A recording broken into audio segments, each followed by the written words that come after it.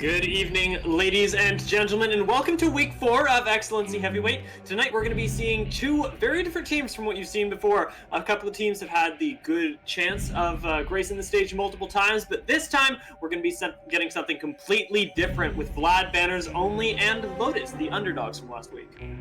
Yeah, and talk about getting something different tonight. Look at this. We're thematic. We've got stuff going on. Look, you've got wings on. So I'm kind of low-key, high-key jelly about that. But we're going to transition to something a little bit different tonight. So on the cast, like usual, we'll be Beatdown and Zephyr. But joining us is the one and only Mr. Jake Kelton. And it's a very special role for this evening. Let's pass it over to them and let's get things started. Yeah, let's do it. Hello, and welcome to the XLNC D&D table. I'm Jake Kelton, your DM tonight, and we have a special session of Dungeons & Dragons on this Halloween's Eve, if you will. We're also welcoming Zephyr and Beatdown Boulevard to this incredibly special and super fun and unique little bit of pre-show we got going on again with these two teams. Now, from what I am sure that you all are aware of, but our audience does not know, is that each of you in your power couple pairings picked a team that you wanted to showcase what your best belief their stats were as a team from this last week. Now, Zephyr and Beatdown, welcome first of all to the show. Also, what team was it that you selected to talk about and showcase first?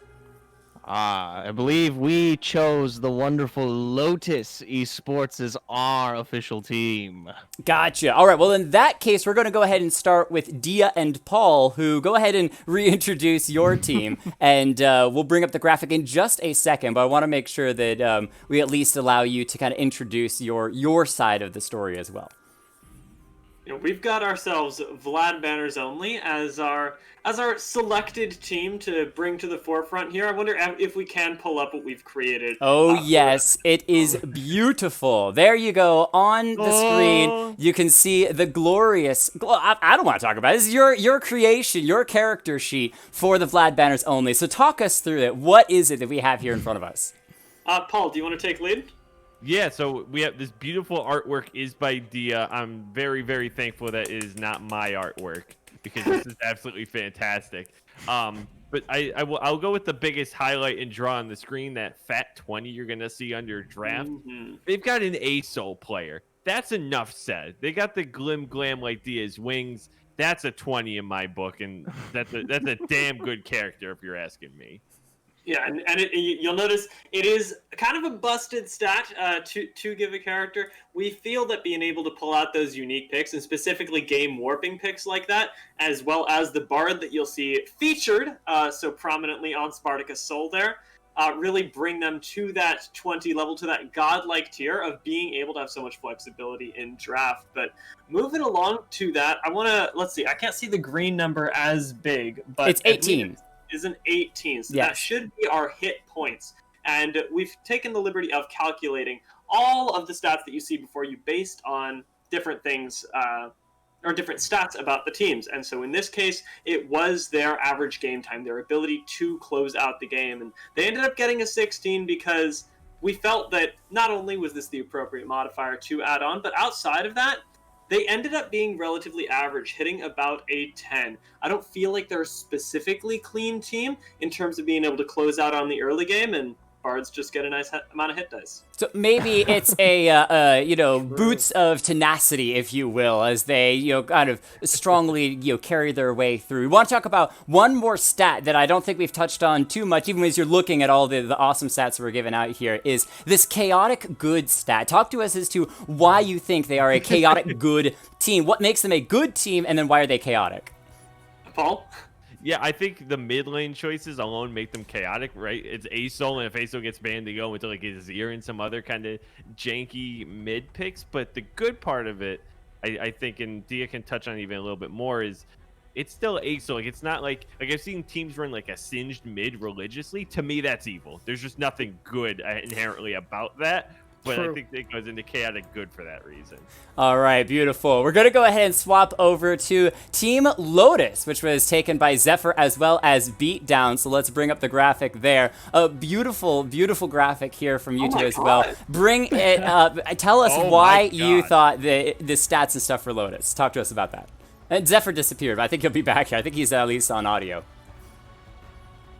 No, I'm at least still breathing to a degree. But, Welcome back. Yeah, we had the sweet boys Lotus, and these guys you can see we've got some generally very average stats across the board.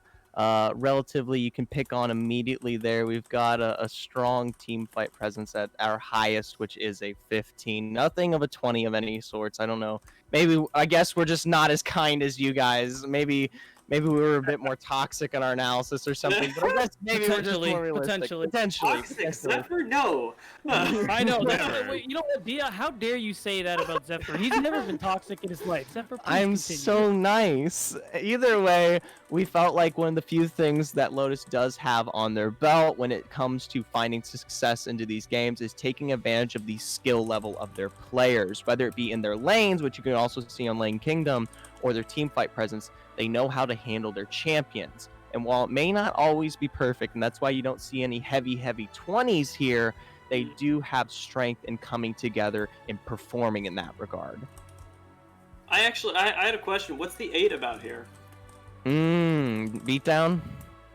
It's just simply that for at least some of the drafts that we saw while looking at the stats for these teams were, I mean, they left a lot to be desired, honestly. It's one of those things where first wave, you got a couple of good champs, like, oh, we like where this is going. And then they'll throw, like, for example, they love the team fight, but they don't always draft for it. Sometimes they'll have a very serious lack of a front line in their composition. They'll just draft 5 squishy champions, and it's no wonder that they do seem to struggle in certain team fight situations. We'll see if they can patch some of those holes together this week, though, because I am really excited about this matchup. And, I mean, just looking at the stats, you can see we're actually hitting slightly above average and in some cases average, but not a lot of things outside of that draft there are markedly below average. I think the real difference that we had, because we were comparing ourselves to Lotus as well, picking up the stats for Vlad banners only, was the vision game on both sides, and that was the bit that I think really stood out. I'm not sure if you have them marked as vision or as intelligence, but for us, we've got a 13 as well. Yeah, I think it says vision there. Text is very small. It does, yes. Right now. Yeah. No, But we ended up giving them our team a 13. But that's not the sort of decider, because that's more about the average between the leagues. It's more about the fact that in between Lotus's gameplay and Vlad Banners only, they're missing about 2 to 3 pink wards a game was the step that we came up with. Yes, Paul? Yeah, so their support puts down like 2 less than every other team in the league, which was sort of bizarre. So like it is like we did Really a deep specific. dive through stats. Yeah, we did a deep dive through stats I didn't even know existed. So I'm that was gonna just step in wild. here and go and interrupt for just a moment, and because I'm the DM and your argument is invalid, and regardless of what you say, Lotus is wanted to going show to the win. cup. Yeah, I do. My you play medal? wife made this. It's a custom made because I do DM nice. for Oh, our that's actually campaign, really nice. and Okay, I take she's it incredible. She's really really amazing. But I did want to use the cut, but I also want to interrupt because you don't have a ton of time. We got to get these games going. I want to go one more time back to Lotus and ask, why is Lotus a monk? Why is it a lawful neutral monk? What was the choice? I've done enough D&D. I know that character. I know what that character is. Talk to me about why it was a lawful neutral monk, and then we'll get these games, first games underway. Partially because they're quite the antithesis to the likes of Vlad Banners only, where they are not extremely aggressive. They actually play a very reserved style, yes. And if you actually look at the stats, they take very few team fights, but they do win a lot of them. It's just some late game skirmishes that don't go their way are what cause them to lose some of their games. So that's why we believe that to be a good representation of their temperament, if you will. And we felt the monk felt good, partially because of Lotus, partially because of the patient, like stoic-like play style, and also Zephyr really loves pixel art. That's beautiful. That's beautiful. I kind of wondered if it was just, hey, because they play Lee Sin, so we're just going to go ahead and throw the Monk in because, it might as well be Lee Sin. But that's awesome. Any last comments from either side before we jump into the first pro draft? Just quickly throwing out there, do you all agree that each of your teams is going to win, or are we all in agreement that one of these other teams is going to win? Because I'm a Lotus fan. I'm a huge Lotus fan. I was going to say, I saw you put Lotus in your predictions, Jake, but it's going to be a no from me, dog. I'm sorry.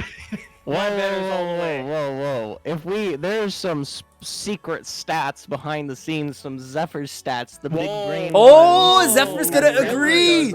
And Zephyr's throwing Lotus on the freaking dime today. These boys are going to come through. All right. Paul, where we at? Okay. I think I still have to go VBO, but I'm inclined to give Lotus 1. I think we're going the distance here, boys. 2-1. All right. And Dia, are you going Spartacus Soul, or are you going to go for the Monk Lotus? I've got to go with my boy Spartacus Soul. I think that the ability to play a late game team fight really well is what a lot of games in heavyweight come down to. We don't see a lot of early closeouts while these teams are getting used to each other, and Vlad Banners have that in spades. All right, well, we're going to say goodbye momentarily to Beatdown and Zephyr while we set up this pro draft for game number 1 and see whether or not Zephyr and the mighty Jake Kelton's big brain comes through, or the man who's actually leading the prediction charts, Beatdown Boulevard, will prove us all wrong once again. We'll take a quick break and actually, we're not even taking a break. We're just going to hop over to just Dia and Paul, and they can set up this game number 1. Thank you so much, Zephyr, Beatdown. We'll see you in just a moment.